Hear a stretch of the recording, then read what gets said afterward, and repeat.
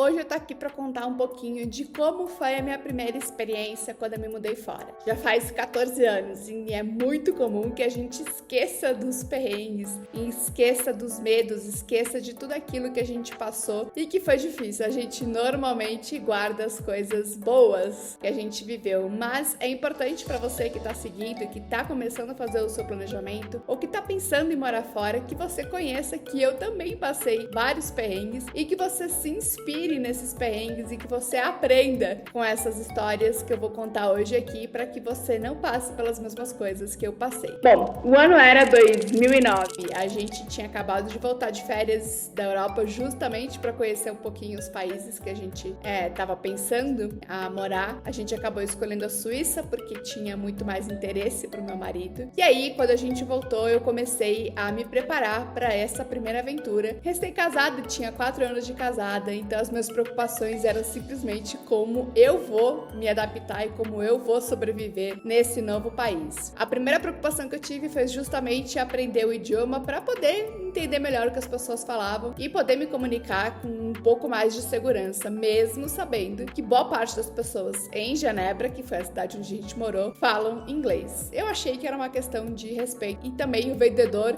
do supermercado não vai necessariamente falar inglês, né, gente? Então, essa foi a primeira coisa que eu fiz. Depois a gente acabou se desfazendo de muita coisa que a gente tinha em Brasília mesmo e levar o mínimo possível no container. Acho que foi o único container que foi quase vazio, porque a gente queria comprar coisas novas, coisas melhores, e a gente sabia que muita coisa que a gente tinha em casa, a gente havia ganhado de casamento, mas já usado, então a gente quis reinventar. Então a gente não teve muito problema com essa questão da mudança, até porque, no meu caso, o Itamaraty, que é o Ministério das Relações Exteriores, paga a nossa mudança, então a gente tem uma cobagem aí que a gente pode usar, então não tive muito problema com essa parte da mudança. E chegando lá, a gente chegou no verão, então foi uma experiência muito legal, tinha muita gente na rua, tava todo mundo feliz, a gente conseguiu fazer algumas viagens no meio da busca do apartamento, né, que é a primeira coisa que a gente faz lá, de abrir a conta em banco. E aí foi muito engraçado, porque a gente fechou o apartamento e naquela época não tinha garantia bancária, que hoje já tem, então a gente tinha que depositar 3 aluguéis adiantados, o que ainda é muito comum na maioria dos países da Europa, porque é como se você,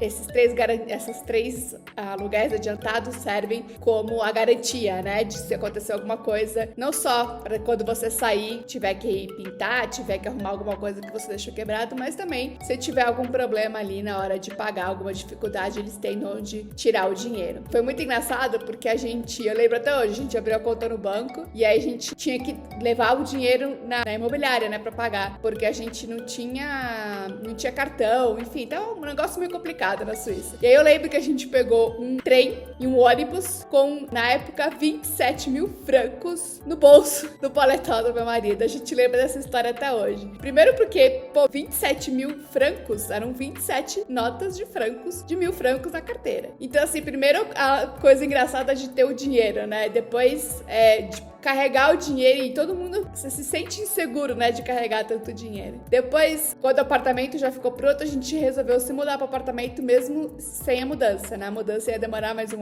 mês e meio para chegar. E a gente foi na IKEA comprar as coisas, né? Então, a gente tava comprando coisas pro quarto de hóspedes que a gente não tinha, umas coisas pra cozinha, e a gente meio que acampou no apartamento, assim, até que as coisas estivessem instaladas. E aí foi muito engraçado também, porque eu fui na Swisscom, que é a companhia de telefonia, fazer o pacote de internet, né? Porque naquela época já sem internet a gente não vivia. E telefonia também. E aí eu comprei uma televisão, porque a nossa era uma televisão de tubo ainda, né? E aí eu falei assim, paguei na loja da Swisscom e falei assim, onde eu pago a televisão? Não, a televisão chega na sua casa. Eu, como assim? Não, a televisão vai pelo correio na sua casa. Eu falei, mas é uma loja de telefonia. Fiquei assim uns 5 minutos pra entender que o correio era a instituição sagrada na Suíça, então tudo vai pelo correio. Nessa época também a gente podia alugar DVD pelo correio, era muito engraçado, você pedia no site, chegava na sua casa o DVD, depois você ia, colocava num outro plastiquinho que já vinha junto e colocava no correio e devolvia o DVD, era muito engraçado essa parte também. E teve uma coisa super engraçada, porque a gente tava querendo economizar dinheiro janeiro, porque a gente não tinha tanta reserva e tava chegando. E aí a gente alugou um carro num lugar assim, que hoje é uma loja de aluguel de carro super bem conceituada em Genebra, mas naquela época não sei se estava começando, se estava passando por uma outra gerência. Eu sei que a gente alugou um carro super velhinho assim, e a gente tava indo passear um dia, e aí o meu touro começou a sair fumaça no meio do caminho. A gente, ai meu Deus, o que a gente faz? Aí ligamos pra loja do aluguel de carro, era domingo e ninguém atendia. Olha, foi uma loucura. A gente tinha um compromisso no dia seguinte, a gente teve que ir de ônibus. E aí ônibus, no lugar onde a gente tava hospedado, passava de hora em hora no domingo. Gente, olha, foi uma aventura. Sem falar, depois que a gente já tava no apartamento e tudo, quando eu me tranquei pra fora de casa, né? Sem a chave, sem celular, sem nada, falando o mínimo do francês. Tive que ir no posto de gasolina, pedir pra usar o telefone. Por sorte, naquela época, a gente ainda decorava o número de telefone dos maridos. Liguei pro meu marido pra ele vir trazer a chave de casa. Mas tem muita coisa que acontece que a gente esquece, né? Nesse meio do caminho. Depois a gente teve que fazer uma outra importação de móveis, porque a gente herdou os móveis do pai do meu marido. E aí essa, sim, deu um trabalhão, assim, levei mais de 6 meses pra receber. E aí a gente vê a diferença, né? De ter uma empresa por trás, cuidando de toda a papelada, de toda a documentação, enquanto você faz sozinho. Era uma empresa boa, mas, né, essa coisa de importação, um monte de papel, um monte de taxa, um monte de coisa pra pagar, foi bem complicado. Falei, nunca mais. Se a gente um dia tiver que mudar e tiver que fazer sozinho, eu vou mudar com as malas, uns quadros e só.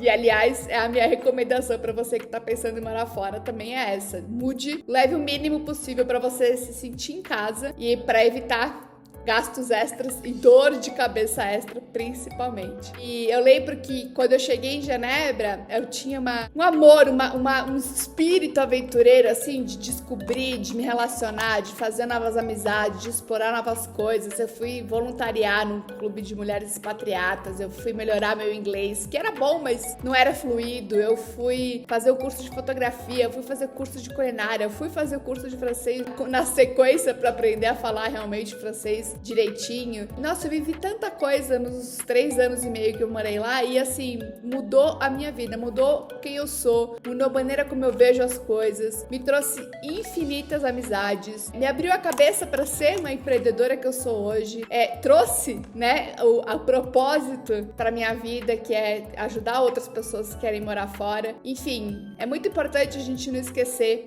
dos caminhos que a gente passa, dos perrengues. Quando eu saí de lá, a gente foi pro Uruguai e não foi tão fácil assim, por incrível que pareça. E eu acho que a lição que eu tenho de todas essas mudanças, de todos esses percursos que eu passo, é justamente saber se reinventar, sabe, se abrir pro novo, saber chegar no lugar de braços abertos, sabe? Disposta, de repente, mudar de carreira, mudar de área, mudar de tipo de profissão, começar de novo. Não é fácil, eu sei bem que não é fácil, principalmente, eu acho que a parte mais difícil pra mim são os relacionamentos, né? Que graças a Deus na internet a gente tem bastante coisa, né, pra gente ver e é pra gente continuar se relacionando com as pessoas, mas não é fácil essa parte de perder os amigos, de começar de novo, de ter essa profundidade de amizade, porque a gente tem pessoas que a gente divide a vida, que a gente pede ajuda, a gente fica amiga das mães dos amigos dos nossos filhos, mas essa profundidade, sabe aquela amiga da escola, amiga da faculdade, amiga da tua rua? Não tem. No meu meio diplomático a gente consegue ainda um pouco mais porque a gente vai mudando de países, mas no final das contas a gente sempre passa por Brasília, então a gente acaba se encontrando todo mundo lá de novo, mas não é fácil. Então queria que você pudesse tirar as lições aqui do meu primeiro aprendizado, quando eu não tinha toda a experiência que eu tenho hoje, quando eu não era tão resiliente, quando eu tinha, assim, frio na barriga, quando eu fazia várias coisas inusitadas, para não dizer outra coisa. Espero que você aproveite essa lição gratuita e valiosa aqui que eu tô compartilhando com você e que você possa extrair tudo isso pro seu planejamento para ir morar fora. E saiba que você pode sempre contar comigo. Eu estou sempre à disposição a ajudar novas pessoas a realizar esse sonho de morar fora. Vem comigo, vem pro Mica no Mundo que eu vou realizar esse sonho junto com você.